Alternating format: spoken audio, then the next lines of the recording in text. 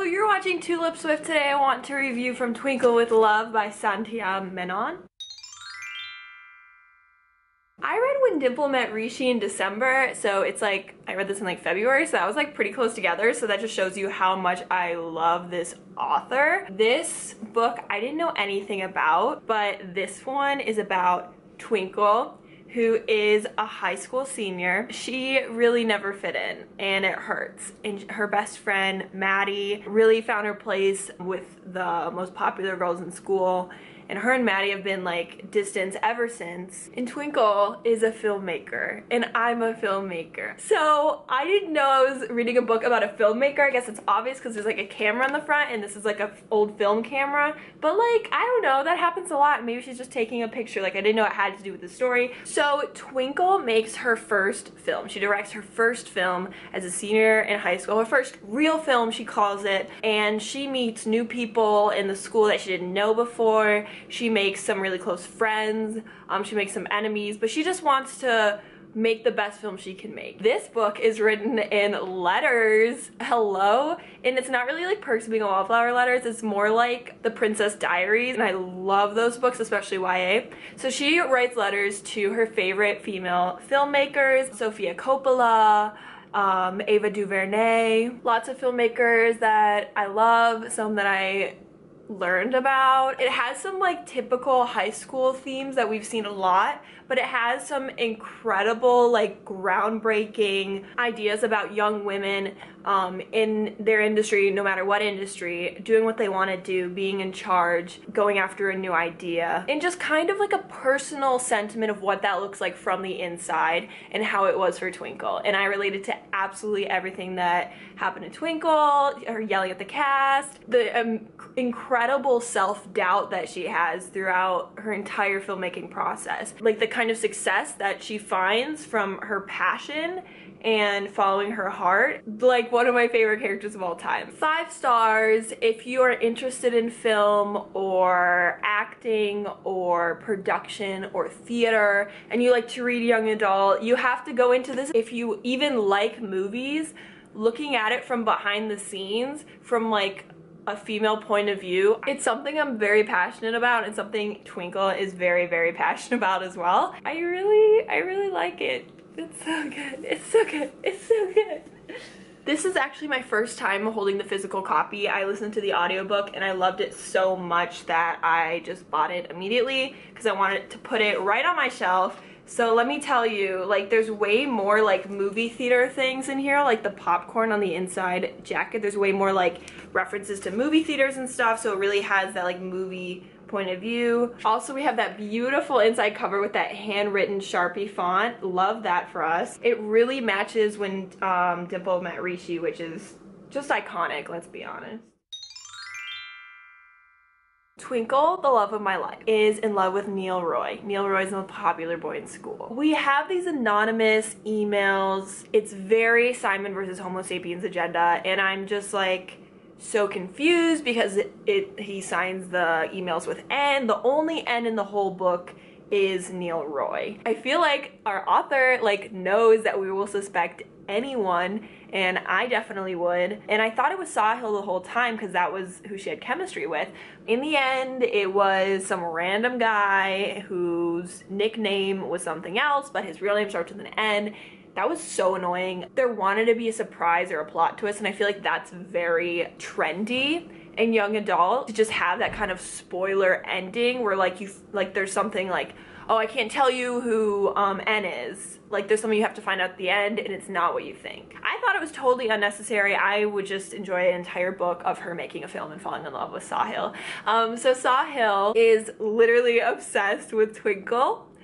He buys her coffee at the beginning of the book, which was kind of cute. He sees her as someone confident, inspired, motivated, like a filmmaker, you know? Like, more even so than she can see herself quite yet. Sahil wants to make a movie with Twinkle. He wants to show it to the whole school. He has really big dreams. Like, her reaction is everything. Like, I felt like everything was so authentic about Twinkle. Some of the Goodreads reviews are like, oh, she's too dramatic. She has too much of a temper. Like, shut up. I'm all of those things and more. So that's why I love her so much. And also, she's a teenage girl, so give her a fucking break. She felt very like Mia Thermopolis. Where were we? Okay, so Sahil wants to make a film with her, and so she's like, I can't do that. I don't want anyone to see my films. I can't do that, you know? Like, that's exactly what I feel like. So starting on a film project is pretty much the hardest part of the entire process, I would say. Her college dreams, damn. She's like, well, I guess if I went to college, I'd want to go to University of Southern California, but like, I don't know how I'd afford it. Honey, forget about affording it. How would you get in?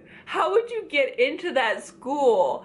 George Lucas went to that school. Steven Spielberg was rejected 7 times from University of Southern California. I was rejected from University of Southern California. It's like, she's like, I guess I won't go, but if I did, I'd go to one of the top universities in the world. I don't know, but that's also very YA to put in like a well-known university and that's the school they want to go to. That's so normal. Welcome to me crushing everyone's dreams. So Maddie is like her best friend, but they've drifted apart, and Hannah is really mean to Twinkle. I love that we get a redemption in the end and they can all be friends, and it's not just her like getting revenge on Hannah or doing something like that. And I love Victoria, who is like this like pretty popular girl who just becomes friends with Twinkle. Twinkle's film is so cool, all right? They do the wildest things, from getting costumes to getting actors to submitting it to things. Just, they go all out in every way, and she has this great team in Sahil, who is the best partner, and they don't always agree. And there's some like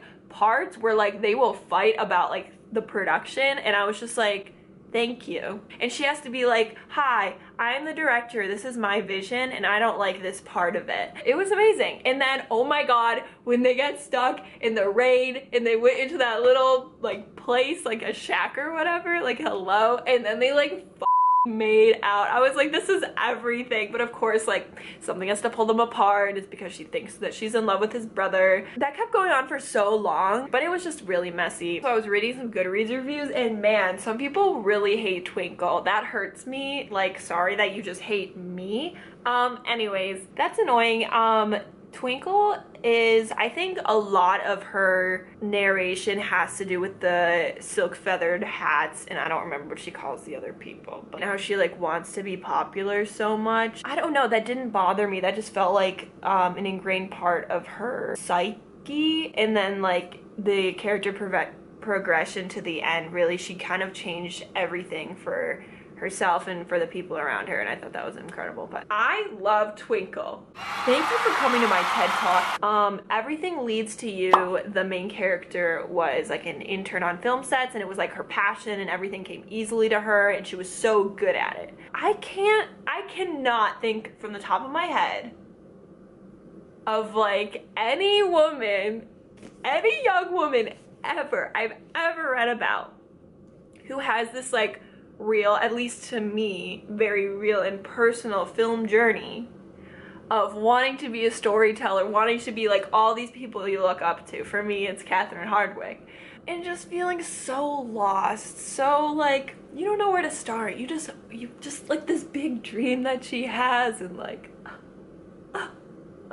she ends up finding some very serious success at a young age. As you can see, I related to Twinkle so much. That really made it an amazing book for me. I love talking about film and taking on the patriarchy and following your dreams and working with people and asking for help, because that's pretty much the hardest part of your first film. She did such a great job, and I love it so much. And I really, really loved When Dimple Met Rishi, and I thought there was like no book in the world better than that one. But then I read this one, and this one is so good, okay? I had no idea that she could write a book better than that, but hello. At the end, when she gets all these emails from filmmakers, people all around the world, programs, colleges, agents, whatever it was, I started crying so hard. Oh my gosh, I felt like one day, like, I just want one person to see my film and one person to just feel something, and she just really did that. Yeah, I'm just gonna end it there because that was the end of the book. Hopefully this went up on Monday, that's tomorrow, and I don't have a video for Friday because I will be not in the country. Yeah, sorry about last week, that was midterms. Now I'm on spring break, and like I said, I'm going away. I will be on Twitter and Instagram all the time because that's what I do, so keep up with me there. Thank you so much for watching. I love you so much. Bye!